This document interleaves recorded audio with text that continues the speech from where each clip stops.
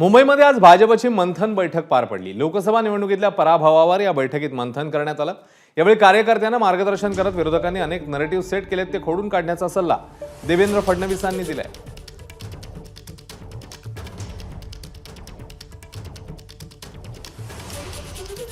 कार्यकर्त्यांना नेमक्या काय काय सूचना या मंथन बैठकीत करण्यात आल्यात? नुसतं विश्लेषण करून चालत नाही, प्रामाणिकपणे आत्मपरीक्षण करा। आपल्यावर आभाळ कोसळलेलं नाही। राज्यात केवळ 2 लाख मतं कमी आहेत, तर मुंबईत 2 लाख मतं अधिक आहेत।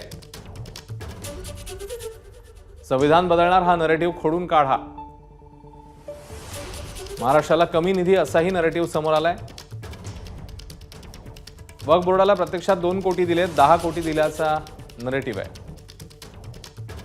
स्मार्ट मीटर लावणार असा नरेटिव्ह आहे, प्रत्यक्षात असा निर्णय नाही झालेला। नापास होणारे 2 मार्क अधिक मिळाले म्हणून हत्तीवरून साखर वाटतायत। मनात किंतु परंतु ठेवू नका, आपल्यामध्ये क्षमता आहे असं कार्यकर्त्यांना मंथन बैठकीतून सांगण्यात आलं। आताची मतं कायम ठेवून 1% मतं वाढवली तर विधानसभेला क्लीन स्वीप करू असंही या बैठकीत सांगण्यात आलं।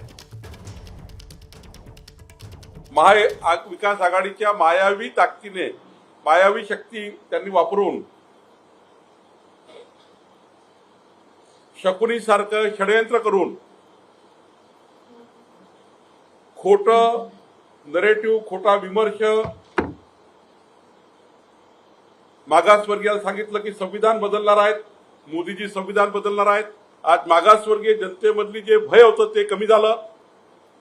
जे काँग्रेस आणि त्यांच्या मित्रपक्षांनी भय निर्माण केलं की मोदीजी संविधान बदलणार आहे, ते भय दूर करण्याचं त्या ठिकाणी आम्ही योजना तयार केली खरं तर।